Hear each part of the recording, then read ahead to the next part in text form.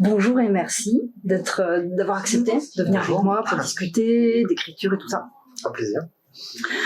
Déjà, ce que je voudrais, c'est savoir quel genre d'écrivain tu es. Parce que je sais que tu écris de l'imaginaire. Mais pour toi, qu'est-ce que tu écris ? Pour moi, l'écriture, c'est avant tout un outil. Donc, en gros, c'est l'outil qui me sert à sortir ce qu'il y a dans ma tête. Ça, c'est vraiment une sorte de transition pour moi entre les histoires qui tournent dans ma tête et qui finissent par occuper beaucoup de place et le fait d'en faire quelque chose et du coup de les évacuer et d'avoir un peu plus d'espace libre pour avoir d'autres trucs qui arrivent et prennent leur place. Donc c'est vraiment un fonctionnement quasiment utilitaire en fait, l'écriture, c'est faire sortir ce qu'il y a et leur donner une forme et une consistance et réussir à en faire une histoire. Mais du coup, pourquoi avoir choisi l'écriture ? Parce que ça aurait pu être fait de manière différente. En fait, j'ai hésité entre plein d'autres médias. En fait, quand j'étais enfant, j'ai commencé en racontant des histoires à ma petite sœur à base de Playmobil, parce qu'elle avait zéro imagination. Du coup, c'est moi qui racontais les histoires avec les Playmobil. Et en grandissant, j'ai lâché les Playmobil et j'ai cherché d'autres moyens parce que je continuais à avoir des histoires en tête. Et quand j'étais ado, je suis passé à la BD. J'ai beaucoup dessiné. J'aimais bien transmettre des blagues, des histoires, des trucs comme ça en bande dessinée. Et après, j'ai fini par me rendre compte que c'était encore plus efficace d'écrire. Donc, je pense que j'ai choisi l'écriture par souci d'efficacité, parce que je trouvais ça plus efficace que d'autres médias de transfert d'histoire. J'avais réfléchi aussi à faire de l'oralité, du conte, etc. Mais je sais que j'ai un débit rapide et j'ai tendance à avoir du mal à me ralentir et à porter ma voix. Donc, je me suis dit que l'écriture était beaucoup plus efficace et puis ça collait plus à ma personnalité qui était quand même un peu plus en retrait, introverti. C'était mieux de faire un truc dans mon coin plutôt que d'aller face à un public. D'accord. Donc j'ai choisi en fonction des différents paramètres pour arriver à l'outil le plus efficace. Ah oui, non, mais c'est marrant d'avoir cette approche réfléchie du média. Se dire, bon, alors j'ai envie de raconter des histoires, mais qu'est-ce qui me conviendrait le mieux et d'avoir étudié le terrain. Ouais, j'avais réfléchi à plein de trucs, j'ai envisagé même l'audiovisuel, les films, des trucs comme ça, mais pareil, je me dis ça prend trop de temps, ça dépend d'autres gens, et moi j'avais besoin d'être le seul maître à bord. Et donc du coup, être le seul à écrire, c'est moi le seul maître à bord qui décide de toute l'histoire, qui fait tout. C'est vrai. Et ça a un côté satisfaisant pour moi en fait. Je suis pas très, j'aime bien participer à des équipes dans certaines situations. Mais pour mes histoires, j'aime pas dépendre d'autres personnes. En gros. Je comprends. Après, tu dis c'est plus rapide, c'est pas toujours plus rapide, hein, d'écrire. Non, pas forcément plus rapide, mais plus efficace dans le sens où je ne dépends pas d'autres gens pour faire avancer l'histoire. Après, j'ai appris petit à petit à changer d'avis. Depuis que je travaille avec des illustratrices, notamment, j'ai appris que c'est pas la même temporalité, c'est pas le même fonctionnement. Donc, je dépends quand même d'elles pour arriver à un média fini. Donc, mais ça reste quand même très agréable et très différent. Donc, j'aime bien aussi. En livre illustré ou en bande dessinée, justement ? Les deux. Les deux. En livre illustré, je travaille avec Elisabeth Jam pour la série Ultimage et elle a un fonctionnement qui est génial. J'aime beaucoup ce qu'elle fait de manière générale. Ça colle très très bien au niveau style à ce que je fais. On dirait qu'elle est dans ma tête, le moment quand elle bosse, donc c'est cool. Et en gros, le principe, c'est que je dois d'abord de toute façon écrire tout le texte et ensuite elle va l'illustrer. Ouais. Après l'avoir lu, donc du coup c'est un peu ce que le texte lui inspire et ce qu'on lui demande comme type de scène qui vont créer les illustrations. Donc moi ça me va tout à fait parce que j'ai déjà fait tout mon boulot d'un côté et puis elle le peaufine entre guillemets, elle le rend plus accessible, le plus agréable, le plus visuel. Et en bande dessinée c'est un peu différent parce que d'un côté c'est plus long parce que je dépends davantage de l'illustratrice parce que le média ne peut pas se faire du tout sans elle en fait. D'un autre côté c'est plus rapide pour moi parce que j'ai beaucoup moins à m'embêter avec la partie descriptive qu'on trouve beaucoup dans les romans. En BD on a besoin d'indications simplement. Donc je peux me répéter, je peux faire des phrases pas forcément cohérentes, même pas complètes si je veux. Tout l'important c'est de donner les bonnes indications à l'illustratrice. Donc voilà, j'ai pas besoin d'être trop. Donc c'est plus technique, mais aussi plus rapide de faire un scénario de bande dessinée. Ah oui, c'est pas du tout le même exercice. Effectivement, ce qui compte, c'est de donner les bonnes indications. C'est ça. Et après, pas forcément le souci de faire des jolies phrases ou de s'inquiéter de la structure d'un paragraphe ou d'un chapitre. Non, c'est ça. Le seul point commun, c'est les dialogues qui doivent être idéalement aussi percutants dans un cas que dans l'autre. Peut-être même plus parce qu'on est limité. C'est ça. C'est à peu près. C'est vraiment le seul texte. Donc pour le coup, les dialogues sont beaucoup plus importants, beaucoup plus vitaux que dans un roman. Même si dans un roman, pour moi, c'est quand même très important. Mais oui, le seul truc que je peaufine vraiment d'un point de vue littéraire, on va dire, c'est les dialogues en bande dessinée. Parce qu'en termes d'écriture, c'est ce qui va vraiment ressortir le plus. C'est ce qui va ressortir. C'est les dialogues. Après, le reste de l'écriture est gommé par le dessin. Oui, c'est ça. On a l'impression que moi, je sais qu'on m'a déjà dit, les gamins ont tendance à beaucoup faire ça en salon, à penser que je ne fais que remplir les cases. Mais oui, non, mais ça c'est... Je remplis les bulles, en fait. Je suis là pour remplir les bulles, tandis que l'illustratrice fait tout le boulot. Et c'est pas totalement faux, mais dans un autre sens, c'est aussi moi qui donne les indications à l'illustratrice pour qu'elle dessine telle ou telle chose. En fait. C'est une vision naïve mais logique. Oui, c'est ça. C'est évident. Quand j'étais gamin, je pensais la même chose. Je me dis, ça doit être facile, les scénaristes, c'est juste tu remplis les bulles, quoi. C'est pas comme ça que ça marche. Mais ce serait sympa, hein. Ce serait facile. Ce serait chouette. Ah, ça c'est vraiment chouette. Et du coup, comment est-ce que tu gères tes idées? Est-ce que tu es team j'ai 1000 carnets, ou est-ce que tu es team non, j'ai un fichier sur mon ordi où j'ai tout dans ma tête, ou non, en fait ça me vient quand je prends une douche? Alors, c'est comment? Un peu de tout ça. Ah. J'ai une pile de carnets évidemment pas du tout entamée. J'en ai quelques-uns d'entamés parce que des fois j'aime bien l'idée de créer quelque chose. Genre quand j'ai fait l'univers du Mechaverse, je me suis amusé à faire un carnet un petit peu à l'ancienne avec des jolies écritures, à la plume, tout ça pour que ça fasse un peu classe. Et en même temps, ça m'a permis de relarguer mes idées dessus. Mais c'est quelque chose que je fais finalement assez rarement. J'ai plutôt tendance à avoir des fichiers informatiques. Sur mon travail en cours d'écriture, j'ai plusieurs pages à la fin de mon fichier d'écriture qui sont remplies des trucs auxquels je dois penser dans la suite de l'écriture. Genre ça, il faudra faire ça à un moment, ça c'est cool, j'ai une idée de scène qui est vachement cool, je la mets là. Et après je pioche dedans, quand j'oublie des trucs, je retourne en bas de mon document et je vérifie. Et après quand j'ai des idées que je ne peux pas intégrer au travail en cours, ce qui arrive typiquement dans ma douche ou à d'autres endroits, quand je conduis, en gros, généralement quand j'ai pas le moyen de prendre des notes. Oui, bien sûr. Bien sûr. C'est quand j'ai les mains occupées ou que je peux pas prendre mon téléphone avec moi. Donc la douche, la conduite, c'est typiquement le genre d'événement où dans la mon base. lit, quand je me réveille en pleine nuit, j'ai bien un fichier, voilà. Mais du coup, c'est des choses que j'essaie de noter autant que possible. J'ai une série de petits fichiers sur mon téléphone où il y a écrit des idées qui me viennent comme ça. Des fois, j'y jette un œil et puis je les oublie 3 ans et je me dis, ah ouais, c'est vachement bien, je les reprends. Des fois, c'est super nul et je les laisse de côté. Et je fais pareil sur ordinateur. Mon principe, c'est qu'il faut que, en fait, quand on est écrivain de métier, quand c'est vraiment la source de revenu principale, il faut être capable de se concentrer sur un seul projet, 2 maximum. Et si j'en ai 7 ouverts en même temps, c'est ingérable. C'est absolument pas possible. Donc mon fonctionnement de base, c'est pendant que j'écris, il faut que je sorte de ma tête tout ce qui ne contribue pas à l'écriture. Donc j'ai des fichiers annexes quand j'écris où je note mes idées qui ne peuvent pas être intégrées dans le roman, des autres idées de roman, des idées de scène, des idées de personnages qui sont super cool, mais qui ne collent pas à l'ambiance du roman en cours. Et j'ai un bloc-notes aussi pour penser aux autres pensées parasites, pour déverser les autres pensées parasites qui ne sont pas liées à l'écriture. Genre penser à faire mes impôts, penser à aller faire des courses, penser à des trucs un peu mais qui pop et qui empêchent de se concentrer. Voilà, en gros mon fonctionnement c'est le déversoir pour pouvoir me concentrer vraiment sur le travail en cours. Ouais, ça je comprends. Mais après je pense que c'est bien aussi de garder les idées nulles, parce que ces idées qu'on considère nulles à un moment donné, elles peuvent provoquer une autre idée qui elle sera bonne.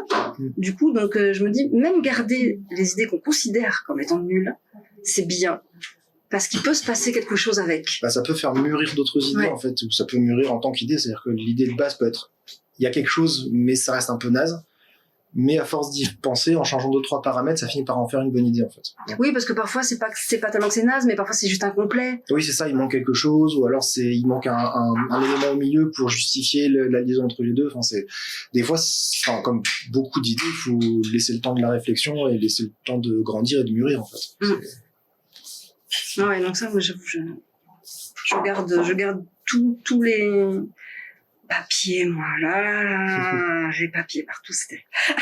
Il faudrait que j'arrive à organiser ça, mais je ne peux pas. Je pense que je ne suis pas quelqu'un d'organisé. Je suis passé aussi au tableau en liège où on peut punaiser des choses. Parce que comme une enquête, là. Faire avec les fils rouges. Je suis pas jusque là, mais c'est vachement bien d'avoir des choses à punaiser parce que je suis aussi assez visuel sur certains éléments, notamment sur le world building, la création d'univers.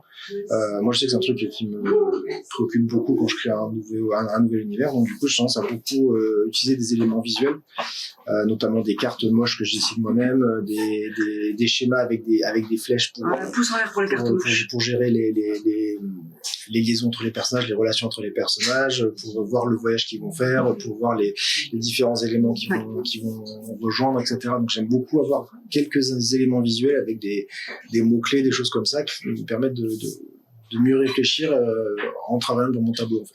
Alors, effectivement, ça fait un peu enquêteur paranoïaque qui se stresse avec ses fils rouges en laine sur son mur d'enquête, mais c'est un fonctionnement qui marche bien parce que c'est un fonctionnement de schéma en fait, de pensée en arborescence qui permet de passer facilement d'une idée à l'autre, de faire des raccourcis, etc. Et ça marche bien en fait pour quand on a beaucoup d'idées autour d'un univers, de les relier plus efficacement, c'est pas mal comme fonctionnement.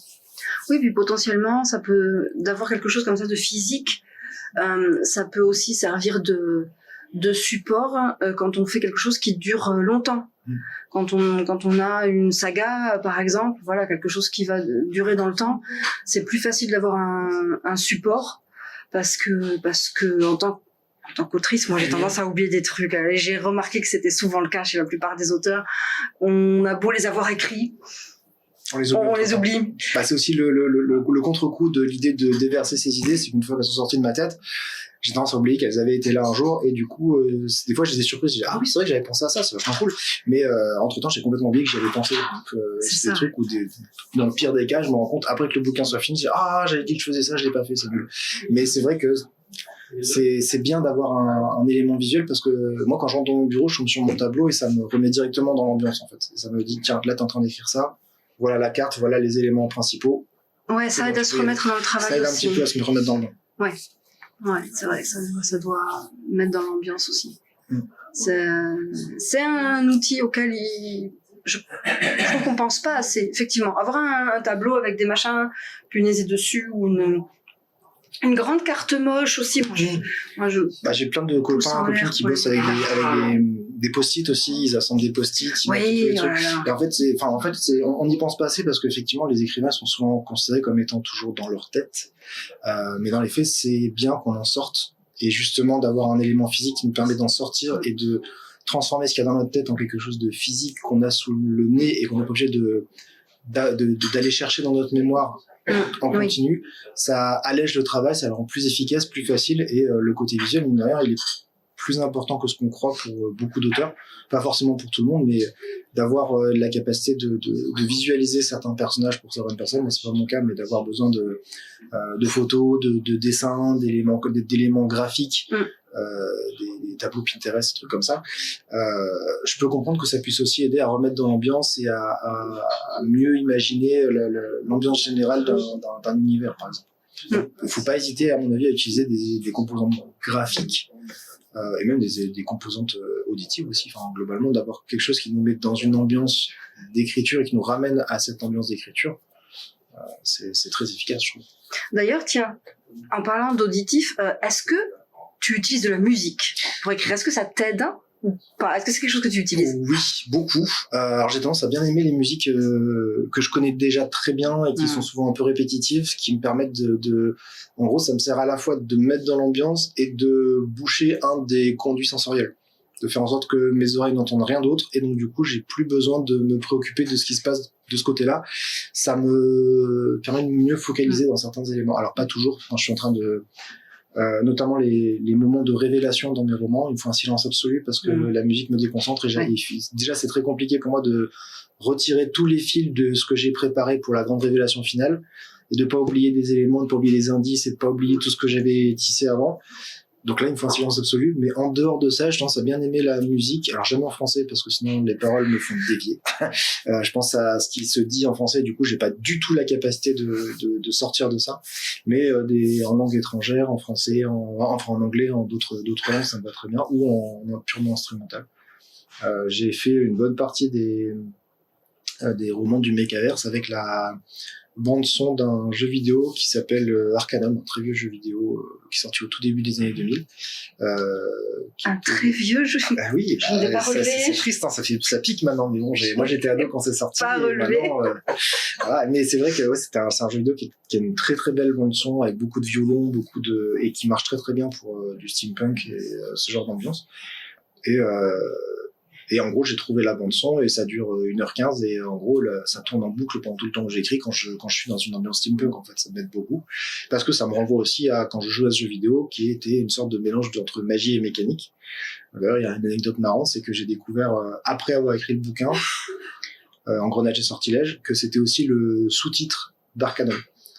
Et je m'en suis rendu compte très longtemps après, parce qu'en fait, moi, j'avais la version, pour une raison qui m'échappe, j'avais la boîte anglaise du jeu. D'accord. Et il y avait, c'était pas du tout en français, le sous-titre, c'était Engrenage et sortilèges.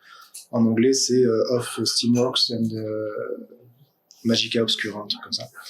Et du coup, j'avais jamais eu le nom Engrenage et sortilèges sous le nez, mais je pense que j'ai quand même vu passer à un moment ou un autre, en allant chercher des trucs sur internet, sur le jeu.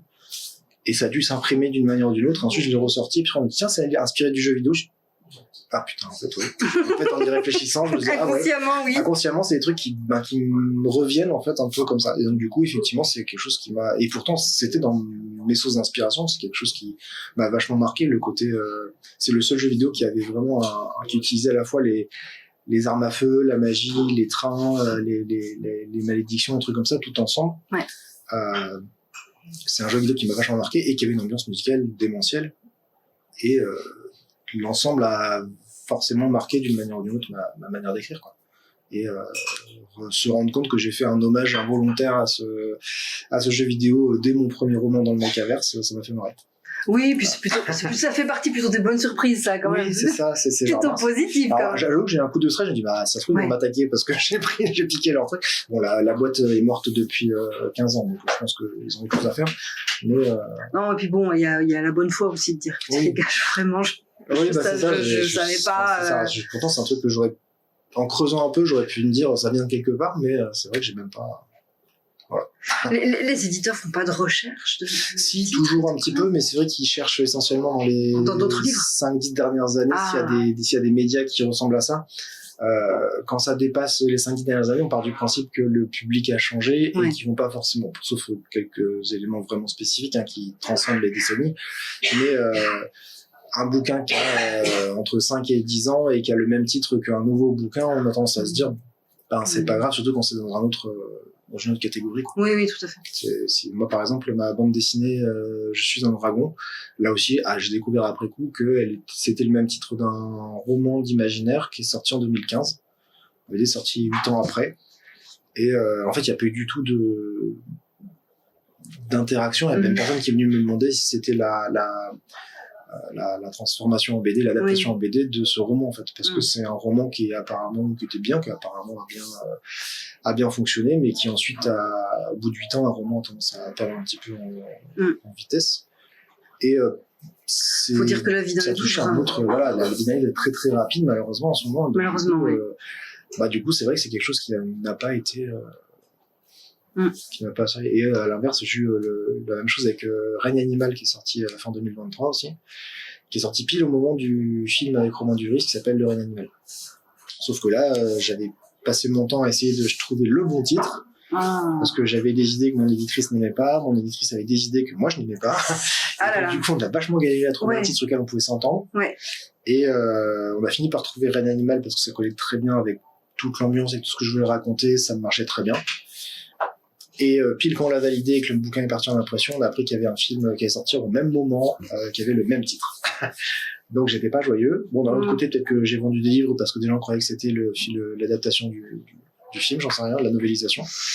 C'est écrit en gros sur la couverture normalement dans ce cas-là. Voilà, c'est ça. Donc je me dis que tant pis pour eux. Et tant mieux pour toi parce que t'as vendu. Mais je sais pas parce que honnêtement, je suis pas sûr qu'il y ait tant marché que ça pour le coup celui-là. Donc je crois qu'il n'y a pas eu de porosité. Non, je pense pas non plus. J'ai eu quelques demandes en salon des fois de gens qui disent c'est lié au film, donc je pense que ça a quand même marqué certaines personnes. Ouais, mais ça doit pas être. Mais c'est accessoire, quoi. Je pense que c'est pas. Ouais, mais ça fait partie des trucs, j'imagine, sur le moment là de la sortie qui doivent peser quand même. Ça se fout un petit peu. En plus, c'est un bouquin qui avait une histoire compliquée, donc j'avoue que j'étais déjà. Ça déjà. C'était compliqué de repartir en plus sur ça. J'étais. Ouais, en discutant avec pas mal d'auteurs, je me suis rendu compte qu'il y avait quand même régulièrement les auteurs ont une histoire d'un livre qui est compliquée, Toujours qui a souffert quoi, d'une manière ou d'une autre, soit parce que pas le bon moment, ou des problèmes personnels, ou les rencontres professionnelles n'ont pas fonctionné, ou enfin bref, tout un tas de trucs qui font que ça l'a pas fait, et qu'au final il arrive à sortir, mais ça se fait dans la douleur, et il y a toujours des problèmes. Il y a des projets maudits comme ça, et ça, c'est terrible. Parce que... celui-là, du 2 A à Z, ça a été un projet maudit. Oh là là. Ça, en tant qu'auteur, ça fait un peu peur, quoi. Ouais, c'est toujours un peu compliqué. Après, moi, je suis content que ça soit sorti parce que je suis quand même satisfait du texte et les retours sur le texte sont bons, donc c'est déjà ça. Mais c'est vrai que c'est un problème, et ça, c'est un projet qui a connu problème sur problème, quoi. Ouais. Ça arrive. Ça, c'est dur. Ça, c'est dur. Et ce qui m'a fait de la peine, c'est que, bon, dans certains cas, c'est des choses que certains auteurs, voilà, quand ils y repensent même, c'est compliqué. Voilà, ils préfèrent se dire bon, allez, c'est fait, et puis voilà. Moi, c'est un peu comme ça que je le vois. Déjà, j'ai eu la chance de pouvoir retaper ce roman et de le ressortir comme je voulais. Donc là, je peux vraiment partir du principe, ça y est, c'est fini. J'y pense avec moins d'amertume qu'avant de le refaire déjà. Ouais, c'est dur quand même, parce que quand on sait le travail qu'on y met. C'est sûr qu'un roman qui ne marche pas, c'est toujours un crève-cœur, parce que on se dit, en fait, j'ai tout mis, comme la plupart des romans, tu mets tout ce que tu peux dedans. Et quand ça marche pas, c'est toujours un peu douloureux, parce que surtout quand t'as des très bonnes critiques, des très bons retours critiques, mais que le roman ne se vend pas vraiment. Ouais. Moi, je sais que j'ai des retours. En fait, c'est un peu la systématique, c'est mes meilleurs retours critiques, c'est sur les romans qui se vendent le moins. Donc, c'est un peu. C'est genre l'un des romans dont beaucoup de gens parlent, qui fait un peu roman. Moi, j'aime bien l'ambiance aussi. Ça fait un peu roman vendu sous le manteau. Genre, tiens, et c'est celui-là, il est pas mal et tout. Et genre, ça fait un peu, c'est un peu un roman d'initiés, de connaisseurs, de gens qui savent vraiment qui je suis, qui connaissent vraiment. C'est Notre-Dame-des-Loups, qui était mon 3e roman que beaucoup de gens ont apprécié. J'ai énormément de retours critiques, très souvent dithyrambiques sur ce roman. Plein de gens aiment beaucoup ce que j'ai fait avec ce roman. C'est l'un des romans qui c'est le moins vendu de ma carrière. C'est vrai? Ouais. C'est ouf. Moi, je pense que c'est un de ceux genre le plus entendu parler. En fait, c'est ça, c'est quand on sait qui je suis et quand on fait partie du milieu, en fait. Dans le milieu, tout le monde a entendu parler plus ou moins. Vas-y, je fais trop partie du milieu. C'est un peu la classe, mais je pense que c'est un roman qui n'a pas percé en dehors du milieu de l'imaginaire francophone. En fait, je pense que les habitudes des imaginales, ils l'ont quasiment tous lu, mais en dehors d'eux, il n'y a pas grand monde qui l'a lu, en fait. Ah ouais. Donc c'est un peu. C'est fou, parce que moi, franchement, je pensais vraiment que ça avait eu du succès, quoi. En fait, pas tant que ça. Beaucoup moins que la plupart des autres romans, finalement. Et donc, du coup, c'est toujours un peu bizarre d'avoir le contraste entre les très bons retours critiques, les gens qui adorent, les gens qui trouvent ça trop cool, et le fait que ça perce pas du tout dans un marché normal, on va dire. Moi, je pense qu'il y a qu'une seule solution, c'est qu'il faut faire un film. Ce serait bien. Voilà, bon, l'appel est lancé. Ça va venir. Voilà, toucher du bois, tout ça. Du coup, quand tu écris, est-ce que tu as un outil préféré? Est-ce que tu vas toujours vers le même traitement de texte, ou alors t'as un cahier parce que t'es un furieux de l'écriture manuelle, ou tu dictes? Alors non, en fait, je suis Ou t'as une secrétaire cachée dans un placard? Non, en fait, j'avoue que je suis très... j'ai une sorte de réflexe de pas vouloir changer les choses quand j'écris. J'ai besoin d'un truc safe que je connais et que je maîtrise et que j'ai pas besoin de changer toutes les 5 minutes.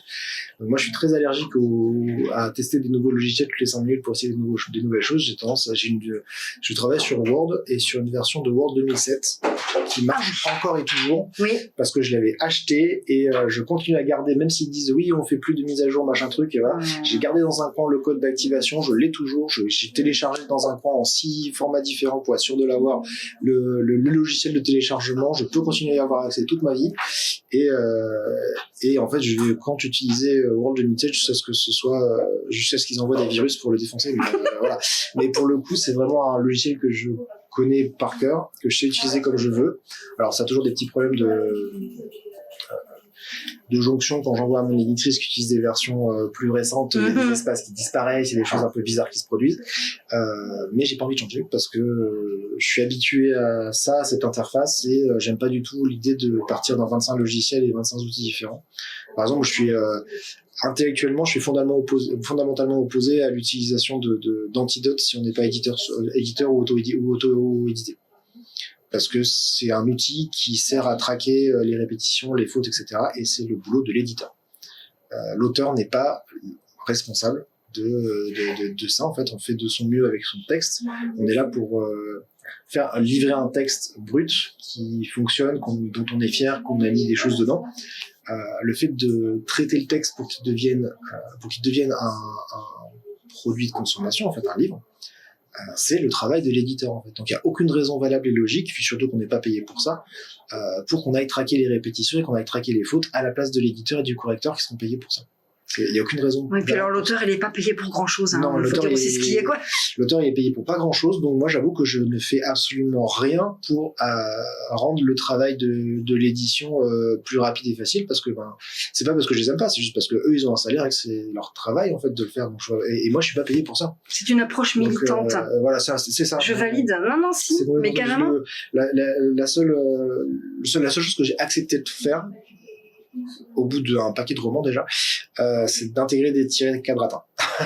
Parce qu'avant j'en mettais pas parce que c'était chiant et j'avais pas envie, ça me gonflait. J'étais pas non plus un monstre qui mettait des plus. Mais j'utilisais les tirés de base pour, le tiré du 6 là. Voilà, c'est ça, j'utilisais celui-là pour mes dialogues et puis basta. En gros, je partais du principe qu'ils se débrouilleraient à tout changer en quadratin, c'est les amuse. Bon, ce qu'ils ont fait, mais c'est long et chiant et effectivement moi ça me demande pas beaucoup de travail de coder un raccourci pour mettre un tiré quadratin. C'est long et chiant, voilà. Ça va, on fait chercher, remplacer. Ouais, mais le problème c'est que si on met des tirés aussi dans le texte ou un truc mais voilà, mais t'es pénible aussi. Ça fait des trucs qui marchent pas, donc il faut les faire à la main, enfin c'est un enfer. Donc je peux comprendre, j'ai accepté que d'accord, j'ai mis des tirés demi-quadratins dans mes manuscrits maintenant. C'est le max que je ferai. Mais j'espère quand même que tu le dis, que tu t'as vu? Oui. J'ai mis des tirés. Les écrits ont vu la différence, quand t'as vu comment j'ai fait un effort pour toi, voilà, elles ont apprécié. Voilà. T'as upgradé ton game. C'est ça, j'ai fait en sorte de tiens, t'as vu, j'ai rendu ton travail plus facile. Voilà. Je pense que c'est apprécié. Je pense que c'est apprécié. Non, mais ça, je pense que c'est quand même, ouais. Il vaut mieux le faire parce qu'effectivement, les éditeurs, je pense qu'ils apprécient. Oui, c'est ça. Après, je suis assez d'accord, c'est vrai que, on fait déjà énormément de travail en tant qu'auteur, un travail qui est très peu payé. Enfin, il faut dire ce qu'il est, quoi. On fait le travail central qui est la raison d'être de l'œuvre. Sans ça, il n'y en a pas. Sans nous, il n'y en a pas du tout. Alors que les éditeurs, ils disent, sans nous, il n'y en a pas non plus. Si, il y a plein d'autres éditeurs, en fait. Donc, tout à fait. Et on peut s'auto-éditer, accessoirement. C'est ça. Alors que ce roman-là, il n'y a que nous qui pouvons faire. Donc, en effet, voilà, on est quand même vachement plus primordiaux dans la chaîne du livre, que les éditeurs qui sont vachement plus interchangeables. Tout à fait. Mais beaucoup trop mal payé pour ce qu'on fait. C'est ça. Donc on n'a pas suffisamment de reconnaissance pour ce qu'on fait, on n'a pas suffisamment d'argent pour ce qu'on fait, donc le strict minimum, c'est pas de nous demander en plus du travail supplémentaire. On n'a même pas de couverture sociale pour ce qu'on fait. C'est ça. Alors demander du travail supplémentaire, moi je pense aussi aux dessinateurs, aux auteurs de BD ou qui en gros se sont vus l'obligation de devoir faire tout le scan des planches par exemple. Qui était un métier avant, qui était quand même un travail de devoir gérer les balances de couleurs, machin truc. Là, c'est genre, vous avez qu'à avoir un scanner, vous avez qu'à les envoyer par mail, débrouillez-vous. En vrai, tout le scan des planches qui sont faites à la main, je parle pas des planches informatiques, faites par outil informatique, mais les gens qui ont des planches qui sont travaillées à la main, le scan est devenu leur responsabilité. Ils sont pas payés plus cher pour le faire. Les éditeurs ont pu se permettre de gagner de l'argent en retirant des intermédiaires, en licenciant des gens qui étaient chargés de faire ça. Et puis ils ont, alors moi qui suis dans ce milieu-là, je sais parce que je suis coloriste BD, donc je travaille beaucoup dans la BD, et surtout ils ont de moins en moins de temps pour faire leur travail. Donc eux aussi sont de moins en moins payés et ont de moins en moins longtemps pour faire leur boulot. Donc c'est très compliqué. Le milieu de la BD, il est sans pitié également. Oui, de toute façon tous les milieux artistiques, j'ai l'impression qu'il n'y a pas grand monde qui respecte vraiment énormément les auteurs, quoi. Alors, il y en a des moins pires que d'autres. Alors ça dépend parce que en ce qui concerne la SACEM et tous les auteurs ceux qui écrivent des chansons, et des pièces de théâtre, eux, sont bien mieux logés et bien mieux servis en termes de thunes et de couverture sociale. Et voilà, c'est nous, on s'est fait avoir. Ah bah ça, voilà, on s'est fait avoir. On a relargué des droits à des OGC qui ont cru qu'ensuite c'était leur boulot de nous représenter, c'était mal barré. Et qui n'ont pas fait le job. Ah non, en plus, non. Voilà. Ah non, parce que forcément, ils ont aussi leur propre... En fait, le principe des OGC, de type la SACD, la SCAN, ce genre d'organisme de gestion des droits, c'est que sur certains points, on est d'accord et on a les mêmes objectifs. Gagner plus d'argent, parce que si nous, on gagne plus d'argent, eux, ils gagnent plus d'argent, avec les droits. Le problème, c'est que donc ils vont faire en sorte de nous représenter pour qu'on ait des meilleurs pourcentages, parce que du coup, eux aussi auront des meilleurs pourcentages. Par contre, eux, ils veulent pas qu'on soit payé avant, en amont, parce que c'est de l'argent sur lequel ils toucheront rien. Les avances, ils s'en foutent, et le fait qu'on puisse... Enfin, si, les avances, ça les intéresse, mais si on est payé de base pour notre œuvre, si on est payé, je sais pas, 10 000 € pour un roman, et ensuite on a des pourcentages qui seront en contrepartie plus faibles, eux, ça les arrange pas. Parce qu'ils vont toucher moins d'argent sur les pourcentages plus faibles, et ils vont toucher absolument zéro sur l'argent qu'on aura au début. Donc ils veulent pas qu'on soit mieux payé en amont. Nous, ça nous arrangerait. Eux, non. Et oui. Et du coup, c'est eux qui nous représentent. C'est quoi la logique? Et oui, non, mais tout à fait. Surtout qu'en plus, c'est assez rare en soi de toucher des droits d'auteur. Il faut vraiment vendre énormément. En général, on est payé avec nos avaloirs, quoi. C'est ça. Et pas sur les pourcentages. Donc, voilà. Ouais. C'est... Non. On se fait avoir. On se fait avoir, définitivement. Bref. Quoi qu'il en soit, je voulais revenir sur le travail d'équipe, la notion de travail d'équipe. Et les moments où c'est bien, parce que justement, il y a ce côté, oui, l'auteur poète maudit dans sa seule pièce avec sa chute. Je déteste cette image d'Épinal. Bref, c'est vraiment une image que j'aime pas du tout. ce truc-là, bon, voilà, est faux. Oui.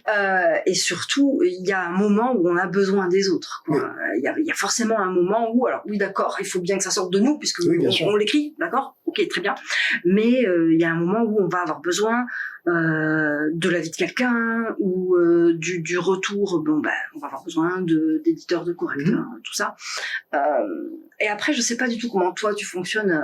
Est-ce que c'est directement l'éditeur qui va te faire un retour sur le texte, qui va te donner son avis, ou c'est quelqu'un d'autre avant que tu l'envoies? Parce que selon comment tu fais, est-ce que tu as déjà vendu l'idée, et sur l'idée, tu te dis, ben voilà, on signe et tout, et puis après je l'écris, et après je te l'envoie, même si c'est nul, tant pis. Je plaisante. Ou est-ce que tu vas écrire et ensuite tu vas démarcher? Alors j'aimerais beaucoup pouvoir faire la deuxième solution. Le problème, c'est que ma réalité économique fait que j'ai plutôt tendance à avoir besoin de contrats signés avant de pouvoir m'engager dans l'écriture. Donc essentiellement, je fonctionne... C'est mieux aussi quand même. C'est ça. Donc j'ai tendance à beaucoup fonctionner à écrire d'abord un projet. Quand il y a un projet que j'ai envie de faire, j'ai tendance à écrire quand même quelques chapitres avant de le proposer. C'est-à-dire que je signe assez rarement sur idées simples. J'ai déjà fait, hein, mais la plupart du temps, j'ai au moins 3-4 chapitres que je peux proposer à un éditeur avec un début de synopsis. Alors je fais pas un truc très détaillé parce que je me connais, j'ai tendance à changer d'avis en cours de route, donc je le fais pour les rassurer, mais globalement genre oui, vous inquiétez pas, au pire des cas je fais ça comme histoire. Non mais si c'est bon, je connais la fin, vous en faites pas. Et en fait globalement il y a des chances que je change d'avis 5 fois en cours de route, donc ce sera probablement le synopsis que j'ai envoyé, ce sera probablement pas du tout celui qui va se passer à la fin. Mais du coup j'ai tendance à beaucoup fonctionner comme ça. J'aimerais bien pouvoir faire un roman où c'est moi qui fais tout et ensuite je prends le temps de le démarcher, mais d'un point de vue économique c'est pas souvent faisable. Il faut vraiment avoir le temps de s'y mettre, donc j'ai tendance à plutôt me lancer dans des projets, écrire 3-4 chapitres et à un moment aller proposer est-ce que ça vous intéresse que je le continue, est-ce que ça vous intéresse que je me lance dans ce projet là, et avec les éditeurs je me débrouille à trouver des commandes à ce niveau là en fait. Donc c'est plus efficace pour moi comme ça. Bah oui. Et c'est à la fois agréable parce que du coup on sait qu'on est déjà soutenu et qu'il y a des gens qui l'attendent déjà, donc c'est quand même bien. Et d'un autre côté ça met un peu plus la pression parce qu'on est censé le terminer, et que si jamais en plein milieu on se rend compte qu'en fait on n'a pas envie et que c'est nul, ben tant pis pour nous, on l'a signé, donc il faut quand même le finir. Ouais, ça c'est dur. Mais bon, ça m'arrive assez rarement, mais ça peut potentiellement arriver. Après je sais que mes éditeurs c'est souvent mes deuxièmes lecteurs. J'ai quelques bêta lecteurs qui lisent avant, en cours de route. J'envoie les chapitres, notamment mon beau-père à qui j'envoie tous les chapitres en cours de route. Dès que j'en ai fini 2-3, je lui envoie et puis il lit et puis il me fait ses retours. C'est un grand lecteur d'imaginaire, donc j'ai plutôt des bons retours par rapport à ça. Il me donne des pistes et tout. Et puis il a été dans la marine, donc dès que je fais un truc avec des bateaux, il me corrige, c'est rigolo. Mais globalement, j'ai pas tant de bêta lecteurs que ça parce que j'ai tendance à beaucoup aimer être dans mon coin. Et j'aime bien que les bêta lecteurs, en fait, c'est super dur à trouver des très bons bêta lecteurs parce que pour moi, il faut qu'ils aient deux grandes qualités. C'est qu'ils soient capables de voir le mauvais, mais il faut aussi qu'ils soient capables de voir le bon. Et j'ai beaucoup de mal avec les bêta lecteurs qui juste te disent ce qui va pas. Parce que du coup, c'est très décourageant, en fait. Oui, c'est très désagréable d'avoir un truc, bon, bah voilà ton bouquin et t'as 25 000 trucs rouges, ça c'est nul, ça c'est nul, c'est dur, ça c'est dur. C'est mine de rien, d'un point de vue, émotionnel, c'est pas toujours marrant à faire. Si ça arrive au mauvais moment, c'est genre, bah ok, c'est tout pourri, je vois pourquoi je m'embête. Alors que, et puis en plus de ça, ça met de côté quelque chose qui est très important, c'est que dire ce qui marche, genre là j'ai eu des émotions, là j'ai trouvé ça drôle, là j'ai trouvé ça bien fait. C'est super bien parce qu'on sait ce qu'on doit faire. Ça permet déjà de renforcer un peu l'ego, mais même c'est accessoire. C'est surtout de nous dire touche pas à ça, ça marche. Ouais. En fait, c'est très important d'avoir des gens qui nous signalent que attention, là ce que t'as fait c'est super bien, n'y touche pas, ça marche très bien en l'état. Si tu le bouges, peut-être que ça risque de changer des trucs. Là c'est vachement bien, ça marche super bien, ce personnage est super cool, cette fin est géniale, ce développement est trop cool. Tous ces éléments-là, en plus de nous faire plaisir parce qu'on se dit ouh j'ai gagné du premier coup, ça nous met en situation de nous dire ok ça, je sais que ça marche, c'est pas la peine que je me prenne la tronche dessus, je garde. Ouais, parce que si on le sait pas, on va potentiellement se dire, ah bah du coup, faut peut-être que je change ça aussi. Oui, c'est ça, quoi, voilà. Tout est nul. Alors que là, on peut sanctuariser certains passages, dans ceux-là, ils sont bons, et on peut passer à ceux qui posent vraiment plus problème, en fait. Oui. C'est plus efficace comme ça, je pense. Oui, ça, je suis tout à fait d'accord. Il faut arriver à trouver quelqu'un qui comprenne ce qu'on fait, qui soit dans la même vibe, qui soit dans le même univers, dans le même truc, et qui soit effectivement capable d'avoir ce recul pour dire ça c'est bien, ça c'est moins bien, ça marche pas du tout, ça marche nickel, et ça permet de mieux savoir effectivement ce qu'on doit faire ou pas, et je pense que c'est aussi vachement plus utile sur le long terme parce que du coup, quand on sait ce qu'on a fait de bien, c'est plus facile de savoir sur les suivants où est-ce que potentiellement on a fait des trucs qui sont bien et de se dire ah ouais non ça je pense que ça c'est ah oui ça me fait penser au truc que j'avais fait avant et ça du coup potentiellement c'est bien et on tâte mieux le terrain et potentiellement on s'oriente un peu mieux soi-même vers ce qui est bien et ce qui est moins bien. Ça renforce notre expérience en fait, on a des expériences qui sont plus efficaces et du coup on a tendance à grandir plus vite en tant qu'auteur. Et moi, je trouve ça efficace d'avoir ce genre de retour. J'ai l'avantage de travailler avec des éditrices qui fonctionnent comme ça. Donc, toutes mes éditrices, que ce soit chez Rajo, Fleurus, Nemos, ont ce fonctionnement-là, de me dire, ça, c'est vachement cool, ça, j'ai vachement apprécié, là, j'ai bien rigolé, là, par contre, c'est moins bien, là, c'est pas... Et ça me permet bah, c'est leur métier aussi, mais ça me permet de m'orienter vachement plus efficacement. Ouais. Et en fait, ce qu'il faudrait, c'est que je trouve des bêta-lecteurs qui aient ce même fonctionnement. Ce qui est plus difficile à trouver, parce que pour moi, c'est un fonctionnement quand même limite professionnel, d'être capable de montrer les deux, c'est quasiment c'est difficile de demander ça à un bêta-lecteur. Donc, du coup, un bêta-lecteur qui fait ça pour le plaisir, pour nous faire plaisir parce que c'est un copain, ben, c'est cool qu'il nous dise ce qu'il aime bien, ce qu'il aime pas, mais c'est un peu plus flou la plupart du temps.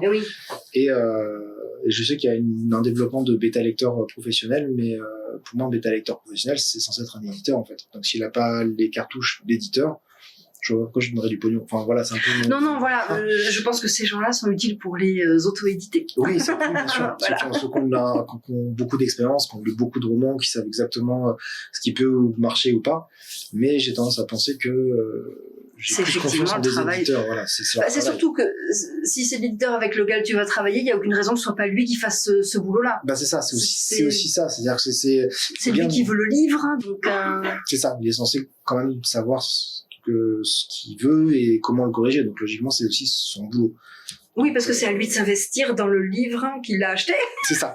C'est ça. Donc du coup, je me dis, alors effectivement, pour en auto-éditer, c'est bien d'avoir un maximum de retours critiques. Quand on n'est pas auto-édité, ben c'est le boulot de l'éditeur en fait de faire les retours critiques. Moi, je pourrais être potentiellement complètement me passer de bêta lecteur. Moi, j'aime bien en avoir parce que ça me rassure et ça me permet d'avoir l'impression de peaufiner mon roman avant d'envoyer à l'éditeur. Mais je pourrais techniquement me passer complètement de bêta lecteur et passer peut-être un peu plus de temps en édition. Mais c'est pas si grave. Ah non, c'est pas si grave, mais moi je comprends tout à fait. Je sais que quand j'écris, j'ai pas de recul sur ce que je fais. J'en ai vraiment aucun. Parfois, il y a 2-3 trucs que je me dis ah tiens ça c'est pas mal, ça j'aime bien. Mais sinon le reste du temps je me dis voilà c'est vraiment c'est nul hein. Ah la vache, qu'est-ce que c'est nul. Et... Là, ça dépend de mon humeur, mais c'est vrai que le plus souvent c'est plutôt neutre. C'est genre je ne sais pas ce que ça veut. Je ne sais pas. On a tendance à être sévère avec nous-mêmes. Voilà, je crois que c'est pas trop mal, mais je crois pas que c'est extraordinaire non plus. Je sais pas. Mais tu sais pas, une sorte de flou.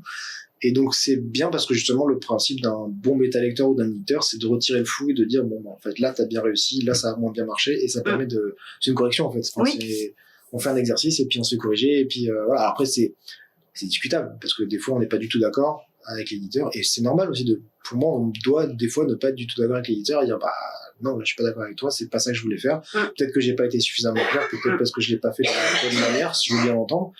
Mais par contre, je pense que ce que toi t'en penses, c'est pas bon non plus. Et on essaie de trouver c'est tout l'intérêt, en fait, c'est une vraie discussion. C'est-à-dire que il y a aussi beaucoup de gens qui ont un latrou, notamment dans l'auto-édition, qui pensent que l'éditeur, c'est un monstre avec un fouet qui te force à changer tout ce qu'ils aiment pas. Et heureusement, c'est pas le cas. Heureusement, ça marche pas. Non, en fait, c'est vraiment une sorte de fonctionnement d'équipe, en fait. On est censé, travailler ensemble. Donc, elle dit, bah là, je pense que tu devrais faire ça. Moi, je dis, bah, moi, je pense que t'as mal compris. Donc, je préfère plutôt faire ça qu'elle s'en pense. Ah oui, bah, ça pourrait marcher, mais dans ce cas-là, faut que tu changes ça. Ah oui, alors dans ce cas, je vais faire ça, effectivement. Enfin, voilà, on a tendance à beaucoup, discuter, à ne pas être d'accord. Je sais que certaines de mes éditrices me trouvent un peu plus têtu que la moyenne, ce que je peux entendre. Mais globalement, quand je suis pas d'accord avec quelque chose, je vais le dire. Et quand je suis d'accord avec quelque chose, je vais pas faire voilà, je dis ah oui t'as raison effectivement là c'était pas fou, donc je vais peut-être plutôt faire ça qu'est-ce que t'en penses. Oui, de toute façon, si l'éditeur a acheté les droits du livre, c'est parce qu'il l'aime. Donc, voilà. Donc dans l'ensemble, voilà, il est pour le livre. Oui, c'est ça. Donc... Il aime le projet, il aime il aime l'ambiance, il aime ma manière d'écrire. Généralement, c'est des éditrices qui savent déjà ce que je fais, enfin, avec qui j'ai déjà bossé, donc globalement savent que je peux bien bosser, que je peux faire ce qu'il faut. Et voilà, quand il y a des trucs qui leur plaisent pas, elles me le disent. Et puis, ben, si je suis d'accord avec elles, je le change. Et puis, je suis pas d'accord avec elles, je discute avec jusqu'à ce qu'on soit d'accord. C'est ça le principe de l'édition. En fait. C'est pas de se faire dicter tout ce qui doit changer dans le livre. Bah non, si on en arrive là, c'est qu'il y a un problème avec l'édition. C'est qu'on n'a pas du tout la même vision du livre. Et dans ce cas-là, faut se barrer. Oui, et d'ailleurs, c'est totalement incompréhensible dans ce cas-là que l'éditeur ait signé le livre sans ça. Ça n'a pas de sens. Alors après, je sais que de plus en plus en ce moment, il y a beaucoup de commandes où les éditeurs demandent il faudrait qu'il y ait ci et ça et ci et ça dans le livre. Ce que je peux entendre parce que faut quand même se rappeler que le livre c'est aussi un produit commercial, donc il faut qu'il se vende, et c'est soumis à des effets de mode, donc il y a plein de choses autour de ça. Moi je suis pas un gros fan parce que je trouve que ça limite la créativité artistique, mais d'un autre côté, travailler sur commande c'est un exercice qui est pas nul, ça permet d'affûter sa plume sur certains points. Oui, mais il faut que tout soit bien posé dès le départ, il faut que le deal soit clair des deux côtés. Oui, faut pas que ce soit au dernier moment, parce que ce dernier moment, c'est en fait, il faut que tu changes complètement pour faire une fantasy. Non. Ça, c'est non. Ça, c'est non. Tu m'as signé sur un roman de fantasy épique, j'en fais pas de la romantasy parce que c'est ce qui va en ce moment, tu vois, c'est normal. Par contre, si tu me dis, je voudrais que tu me fasses une romantasy, ben, si ça me dit, je te dis oui, si ça me dit pas, je te dis non. Mais oui, voilà, exactement. Il faut que ce soit posé dès le début, quoi. Tout à fait. C'est comme tous les contrats, hein. C'est un contrat de travail, et c'est de dire il faut que les deux parties bénéficient du contrat, quoi. Et puis s'accordent dès le début sur les modalités. Dès le début, voilà. Tout à fait. Donc ça c'est les surprises, c'est pas bon dans ce genre de situation, ni d'un côté ni de l'autre. Mais non, c'est vrai. Je pense que c'est utile de repréciser qu'effectivement l'éditeur n'est pas un vampire qui vit dans son manoir et voilà qui s'endort dans son cercueil pour. Oui, c'est ça. Voilà, peut-être certains éditeurs le sont, je dis pas, mais. Alors, il y a tout partout. Il y a des cons partout. Il y a des méchants partout. Oui, il y a des mauvais éditeurs aussi partout. Mais dans l'ensemble, un bon éditeur, il fait un travail d'éditeur, quoi. Il a signé un bouquin qu'il aime, qu'il veut défendre, et qui veut aider à être meilleur. Et surtout, normalement, il respecte l'auteur. Bah, c'est ça. C'est pour ça que, en fait, je travaille toujours bien avec mes éditrices en cours parce que, elles m'ont toutes, elles me respectent, je les respecte, on a tendance à bosser bien ensemble, en fait. Donc, je suis toujours partant pour rempiler parce que je sais que je bosse bien avec elle. Donc, un éditeur avec qui ça s'est pas bien passé, j'ai travaillé qu'une seule fois avec, quoi. Enfin, c'est logique. C'est logique. Je pense que de toute façon, après, ça arrive à tout le monde. Comme quand on travaille, on a parfois des mauvaises relations dans le travail. C'est pareil avec les éditeurs, que parfois on rencontre des gens avec qui ça marche bien, puis des gens avec qui ça marche pas. C'est aussi ça. Moi, je sais que je vois beaucoup l'édition comme étant quelque chose de fondamentalement humain avant tout. C'est-à-dire que je vais vraiment avoir une relation avec l'éditeur, et si elle y est pas, je peux pas y aller. Et ça, c'est un truc qui est souvent problématique, d'avoir trop d'humains aussi, parce que c'est quand même des relations professionnelles, donc c'est difficile d'avoir à la fois c'est des copains les éditeurs, à la fois c'est quand même les gens de l'autre côté de la barrière qui sont censés être les gens qui nous filent de la thune, c'est aussi des partenaires commerciaux, mais en même temps c'est des gens avec qui on s'entend bien, avec qui on a une vision artistique commune, donc c'est quelque chose d'assez mélangé, et c'est important de faire la séparation selon les sujets abordés en fait. Moi je sais que par exemple, quand il s'agit de négocier les contrats, c'est plus mes potes en fait, on est en train de parler pognon, on est en train de parler entre partenaires, on va discuter, si on n'est pas d'accord, je vais pas être d'accord, je vais pas y aller avec le dos de la cuillère. Et inversement, quand on va parler art, la version artistique, là je vais être beaucoup plus coulant, beaucoup plus être capable d'entendre les arguments des autres, etc. Parce que l'intérêt, c'est dans l'intérêt de l'art en fait. Mais quand je défends un contrat, c'est dans mon intérêt financier à moi. Oui. Et j'ai beaucoup plus de mal à entendre l'éditeur qui chouine, oh là là, c'est très difficile les fins de mois. Oui, les gars, vous avez des salaires pas de donc un peu en dessous. Enfin voilà, je suis un peu plus souvent un peu plus vénère sur la partie négociation. C'est embêtant que ce soit avec les mêmes personnes. Je trouve. Oui. Moi, je préférais avoir un interlocuteur pour le pognon et un interlocuteur pour l'art. Parce que je trouve que ça risque de gripper un peu les relations quand on parle, quand on s'est déjà pris la tête pour le pognon, puis ensuite on doit se mettre à l'art. Je trouve qu'on part avec un peu de fraîcheur, c'est pas génial. Ouais. Donc, je préfère bosser avec des éditeurs où c'est séparé. Aussi, où c'est vraiment séparé. C'est genre, on parle avec le comptable pour la partie pognon, puis on parle avec l'éditeur pour la partie artistique. Et je trouve ça vachement plus sain et cohérent. Et d'où l'avantage d'avoir un agent dans ces cas-là, parce que c'est l'agent qui discute de tout ça. C'est l'agent qui part au carton, c'est très bien pour c'est l'agent qui s'engueule pour la thune. Et après, nous, on fait ça ce serait. Moi, j'en rêve un peu. Le développement du métier d'agent littéraire en France, en vrai, on l'attend plus ou moins tous. On aimerait beaucoup qu'il y ait ça. Le problème, c'est qu'il y en a très peu, notamment dans le milieu de l'imaginaire, de la jeunesse, il y en a encore moins. Il y en a très peu qui tiennent debout, et la plupart se lancent sans formation parce qu'il n'y a pas de formation en plus, donc c'est compliqué. Et pour moi, c'est un métier qui ferait beaucoup de bien à la profession, même si les éditeurs sont en mode non, s'il vous plaît, non, ne défendez pas les auteurs. Mais avoir des gens qui nous prennent un petit pourcentage de ce qu'on gagne, mais qui en échange nous ramènent des contrats vachement meilleurs. Désolé, mais moi je signe. Ça m'intéresse. Meilleur et potentiellement plus aussi, c'est-à-dire que c'est quelqu'un qui, pendant qu'on écrit, va chercher où caser le bouquin qu'on écrit. Et ça, c'est un travail qu'on peut pas forcément faire. Déjà qu'on peut pas faire en même temps qu'on écrit, parce qu'on peut pas être partout.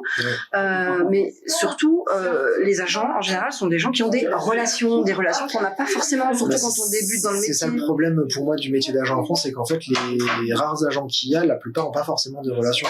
Et en tout cas pas forcément des relations suffisamment installées pour pouvoir négocier facilement avec les auteurs. Donc moi je sais que la plupart des histoires que j'ai d'agence, c'est qu'en fait ils négocient des deals que les auteurs auraient pu négocier. Et donc du coup c'est juste que je gagne la même somme, sauf que je dois te filer 10 à 15% à l'agent. C'est pas très intéressant.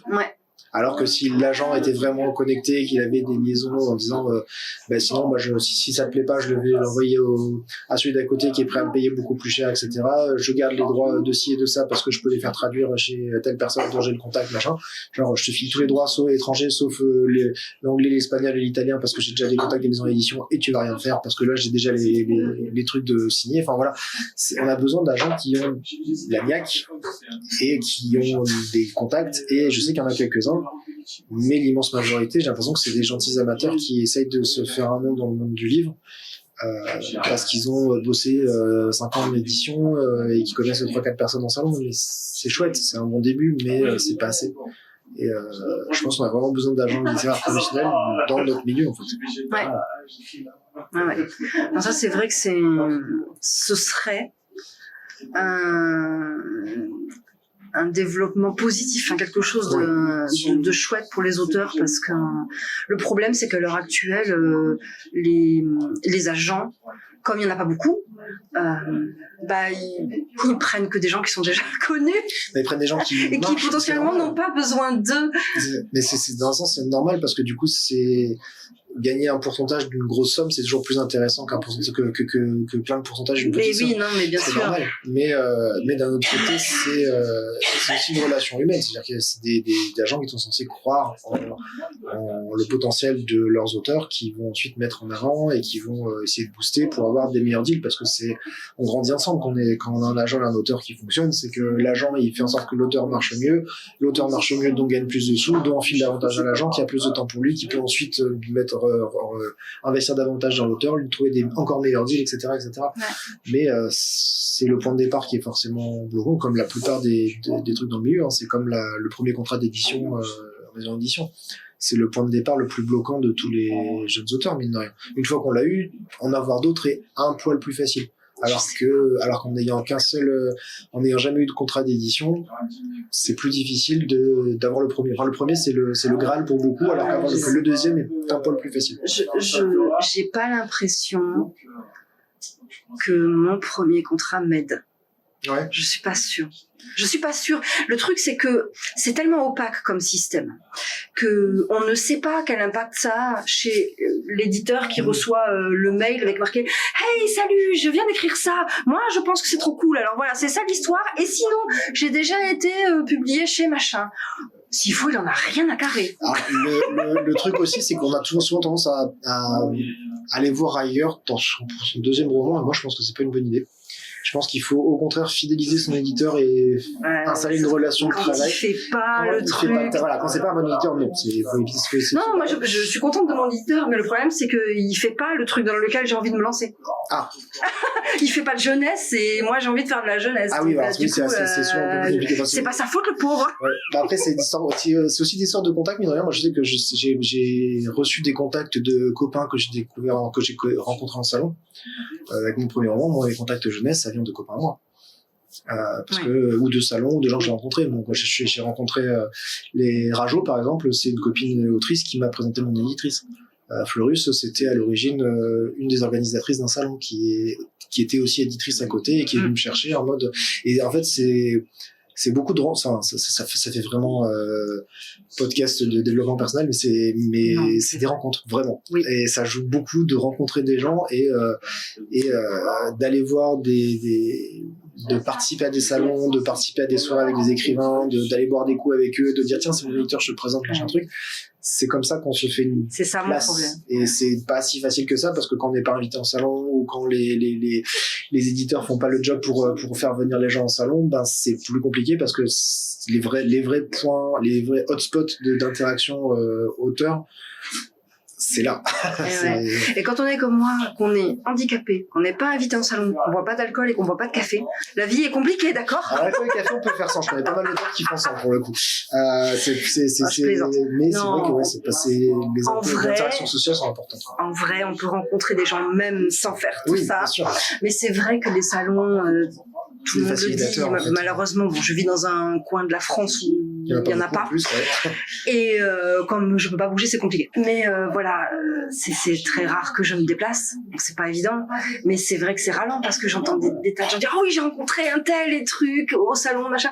Ça donne tellement envie, parce que c'est chouette de rencontrer des gens, et surtout quand on écrit, ben en fait on adore rencontrer d'autres gens qui écrivent aussi, avec qui on peut discuter des galères ou des trucs vachement bien, ou des dernières idées qu'on a eues, ou on adore ça, en fait, parler d'écriture. Oui, mais c'est vu que c'est un métier quand même très solitaire. Rencontrer d'autres gens qui font la même chose, ça donne l'impression qu'on n'est pas seul au monde, en fait. Oui. Et c'est agréable d'avoir des gens qui ont le même vocabulaire que nous, qui ont les mêmes expériences que nous, qui ont traversé qui ont vécu les mêmes choses. Ouais. Voilà. On peut parler avec des gens qui sont des collègues de travail, en fait. Ouais. Et on n'en a pas au quotidien des collègues de travail, mais on en rencontre pendant les salons, pendant les rencontres scolaires, les interventions, etc.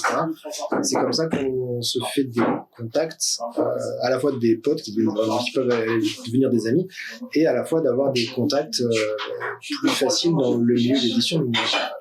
Oui, parce que c'est malheureusement vrai, parce que je dis malheureusement parce que c'est pas facile pour tout le monde de faire cette démarche, d'aller rencontrer des gens et tout. Quand on est vraiment très introverti, très timide et tout, c'est compliqué. Mais en général, j'encourage les gens à le faire sur Twitter ou sur Blue Sky maintenant, qui est voilà.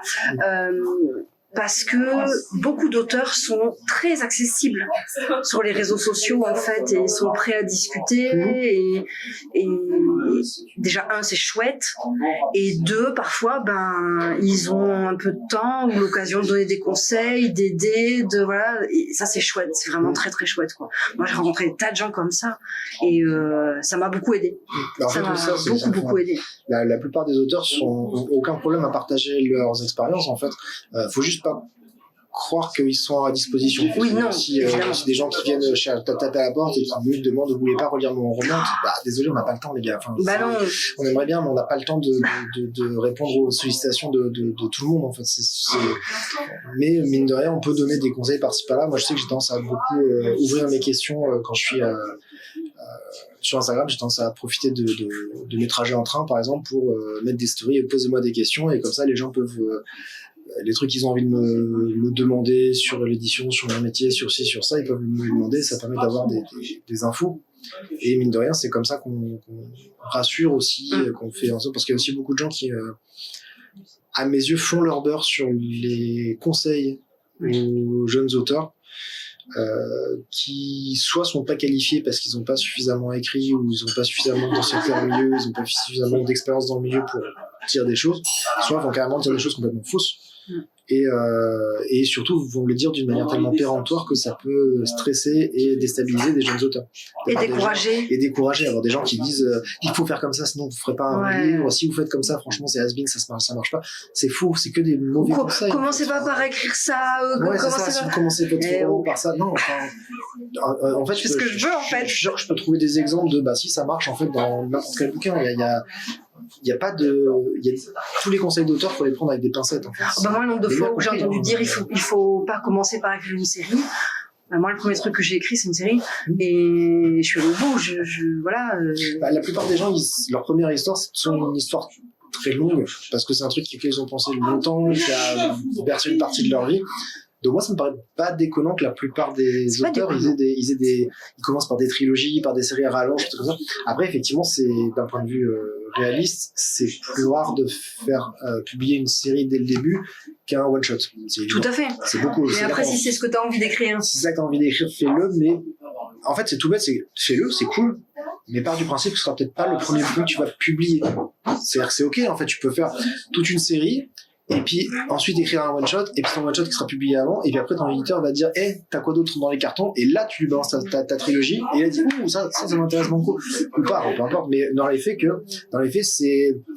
c'est ok de commencer par une série, il faut juste garder en tête que peut-être que ce sera pas ton premier roman publié. Il y a une vraie distinction à faire, je pense, entre le premier roman qu'on écrit et le premier roman qu'on publie, parce que c'est pas toujours le même. Et moi, je sais, par exemple, les deux premiers romans que j'ai écrits sont toujours pas parus. C'est des bouquins de light fantasy avec des blagues à la con et des jeux de mots pourris qui ont jamais. C'est Crawl de John Carl. Ouais, c'est du borderline Hullbuck. Enfin, c'est con comme une chaise. Il y a plein de jeux de mots débiles. Aucun éditeur en a jamais voulu, et stylistiquement parlant, c'est moins bien, je pense, que ce que je fais maintenant, bien sûr. Mais t'es super content de les avoir écrits. Je suis content de les avoir écrits parce que ça m'a entraîné, en fait. C'est des points d'entraînement, et c'est aussi acceptable de dire il y a certains de mes premiers romans qui ne sortiront jamais, mais je les ai écrits jusqu'au bout, j'ai de quoi en être fier, et c'était des très bons entraînements. Ouais. Mais maintenant, qu'est-ce que je fais maintenant en fait? Parce que il y a aussi, moi, ce qui me rend triste, c'est de voir des gens qui s'accrochent comme des naufragés à une planche à leurs toutes premières heures, et ils n'ont jamais écrit d'autres, et disent mais tant que celui-là n'est pas publié, je peux pas écrire autre chose. Et ça, c'est dangereux. Dur, ouais. Au contraire, c'est genre, maintenant que tu as écrit ça, qu'est-ce que tu vas écrire? On s'en fout de la publication, qu'est-ce que tu veux écrire? Ouais. Et si tes premiers ne sortent pas, peut-être que ceux d'après sortiront, en fait. Il y a même beaucoup plus de chances que ceux d'après, où tu auras forcément plus d'expérience, où tu auras forcément plus de bouteilles, où tu auras déjà fait jusqu'au bout les premiers romans. Alors ceux d'après seront forcément meilleurs, en fait. Donc plus tu écris et plus tu as de romans à disposition, plus les chances de taper dans le éditeur vont augmenter en vrai. Oui, tout à fait. Après, ça dépend toujours de pourquoi tu écris, qu'est-ce qui te drive et pourquoi est-ce que tu as envie d'être édité. Moi, je sais que j'ai commencé à écrire parce que je voulais écrire, pas parce que je voulais être édité. Pareil, j'y pensais même pas au début. C'est arrivé un peu par concours de circonstances où je me suis dit ouais, tiens, allez, j'ai fait ça. Je vais le montrer à des gens pour voir quoi. Qu'est-ce qu'ils en pensent en fait, tout simplement. Qu'est-ce que vous en pensez quoi. Et j'ai été surprise. J'ai été surprise des retours positifs. Ça m'a beaucoup étonnée. Moi, j'ai eu ça aussi. Mon tout premier roman publié, à l'origine, il était vraiment spécifiquement conçu pour pas être publié. Parce qu'il était conçu pour être... c'était un truc que j'avais piqué à une de mes ex, en fait, qui faisait ça, qui écrivait un roman en rallonge, mais qui voulait pas le terminer parce que c'était sa manière de se plonger dans son univers. Et qui racontait des histoires, des scènes qu'elle a envie de raconter, des personnages qu'elle a envie de raconter, mais c'est un roman qui n'était pas censé avoir de fin parce qu'elle en rajoutait toujours en fait. Ouais. Et j'ai fait ça pendant un petit moment, pendant 4-5 ans, mine de rien. Le problème c'est que moi ça finit par créer une histoire complète que j'ai bien dû finir d'une manière ou d'une autre, et donc du coup ça s'est terminé. Et donc une fois que j'ai fini le roman, qui était un gros pavé, ce roman-là, je l'ai dit bon, maintenant qu'il est fini, qu'est-ce que je vais en faire? Je l'ai fait lire à des gens qui m'ont dit mais fais-le publier, il est vachement cool. C'était La Geste. C'était La Geste. Et du coup, La Geste du 6e Royaume, c'est devenu mon premier roman parce que sur les conseils de gens qui m'ont dit maintenant fais-le lire à d'autres gens. Ouais, mon fils est fan. J'ai donné à plein de mon fils adoré. C'est cool. Et j'ai fait des éditeurs et il y a un éditeur il y a des mots qui m'a répondu, qui m'a dit c'est comme on le veut en fait. Alors qu'à l'origine c'était vraiment un truc qui était censé me faire passer le temps, me faire sortir de ma tête et de me construire sur notre univers. En fait, c'était vraiment pas conçu pour être un bouquin publié. Ouais, c'est marrant. C'est devenu mon premier roman et c'est le roman qui a eu le prix Imaginal en 2012 et ça a lancé ma carrière en fait. Mais c'était pas censé être ça à l'origine. C'est marrant. Je trouve que c'est. Non, mais ça c'est vraiment drôle parce que il y a vraiment des trucs où on se dit je fais pas ça pour être publié ou quoi, et puis au final après on se retrouve à prendre une direction qu'on n'imaginait pas du tout. Moi je sais que j'avais toujours voulu écrire, mais j'avais jamais en fait j'avais toujours séparé les deux. En fait j'ai toujours voulu écrire, j'ai toujours voulu être écrivain, mais j'avais jamais pensé à être publié et que d'autres gens allaient me lire en fait. Moi, mon idée, c'était moi écrire dans mon coin. Ouais. C'était pas. Et je me souviens que j'avais été un peu surpris, justement, quand mon premier roman est sorti, j'étais surpris qu'on me demande d'aller en salon et d'aller rencontrer des lecteurs. Parce que je croyais que le boulot d'écrivain, c'était être devant son ordinateur et écrire des trucs qu'il y a dans ma tête, point. Et réaliser qu'il y avait tout un volet, toute une dimension sociale, de rencontres, de promotion, etc. J'étais limite surpris parce que moi, j'allais pas non plus en salon quand j'étais juste lecteur. J'étais pas du tout du genre aller en salon et faire dédicacer mes livres. Les auteurs, j'en avais pas grand chose à faire, en fait, honnêtement. C'était genre, c'était des noms sur mes couvertures, mais si j'aime bien, je retiens le nom pour en trouver d'autres, mais c'est tout, quoi. Ça allait pas plus loin que ça. Ouais, c'était très abstrait pour moi au début aussi, surtout quand on est jeune lecteur, on fait pas forcément attention à qui écrit quoi. On fait pas gaffe, mais encore moins en maison d'édition, et c'est vraiment quelque chose qui nous passe à 15 au-dessus. Quand on m'a débarqué, maintenant que t'es auteur, il faut que t'ailles dédicacer les livres, j'ai dit, pardon. Comment ça? Voilà. Ouais. Et voilà, ça fait 1 heure incroyable. Est-ce qu'il y a des trucs qu'on n'a pas dit que tu voudrais évoquer? Des questions que j'ai pas posées. J'en profite pour encourager tous les auteurs et les autrices à adhérer à la Ligue des auteurs professionnels et à la Charte des auteurs illustrateurs jeunesse. Si vous faites de la jeunesse, c'est important.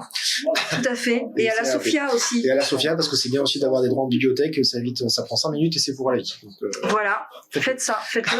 Voilà. Très bon conseil. Et du coup, j'ai toujours l'instant réclame à la fin, parce que c'est important. Autopromotion quand même, il faut le faire. Si tu devais faire un peu la pub pour un de tes livres, ce serait lequel tu dis ouais, il faut y aller, faut le lire. Celui qui enthousiasme souvent le plus le monde, j'ai envie de dire, c'est Engrenage et Sortilège, qui est du coup un roman de fantasy steampunk. Alors ça s'appelle de l'Arcane Punk, j'ai découvert ça après avoir écrit les bouquins. C'est un univers où la fantasy est, enfin, un univers de fantasy qui a connu sa révolution industrielle. Intéressant. Et c'est l'histoire de Grise, une jeune mécanicienne, et de Cyrus, un jeune magicien qui étudient tous les deux dans une académie haut de gamme et qui peuvent pas se blairer, et qui un soir manquent d'être enlevés par des malfaiteurs et sont obligés de se réfugier dans le pire quartier de la ville, et donc sont obligés de collaborer entre eux et avec une bande de voleurs, d'assassins, de mages noirs, de révolutionnaires, etc. pour s'en sortir, savoir ce qui se passe, pourquoi on leur en veut et pourquoi ils n'arrivent pas à contacter leurs parents, et voilà. Donc c'est un roman jeunesse c'est mon premier roman jeunesse qui a beaucoup plu et qui a eu pas mal de succès, et que je suis très content d'avoir écrit parce que c'est aussi le premier roman que j'ai écrit quand j'ai décidé de n'être plus qu'écrivain à plein temps. Je me suis posé devant mon ordinateur et je me suis dit, qu'est-ce que tu as envie d'écrire toi maintenant, là, tout de suite? Et j'ai pensé à cette idée, et c'est le premier roman que j'ai aussi écrit dans ma vie d'écrivain à part entière. Ah, c'est un jalon aussi. Voilà, donc c'est un jalon important, et c'est un roman que j'aime bien proposer à la lecture parce que je sais qu'il plaît, et je sais qu'il est important pour moi, et je sais que je me suis éclaté à l'écrire. Donc, Génial, c'est génial. C'est celui que j'ai acheté aujourd'hui. Impeccable. Ah, ça, super. Incroyable, ça illumine ma journée. Et ben super, merci beaucoup, merci vraiment infiniment d'avoir accepté de répondre à mes questions. c'était un plaisir. Et puis, peut-être un de ces quatre. Un de ces quatre. Merci. Merci.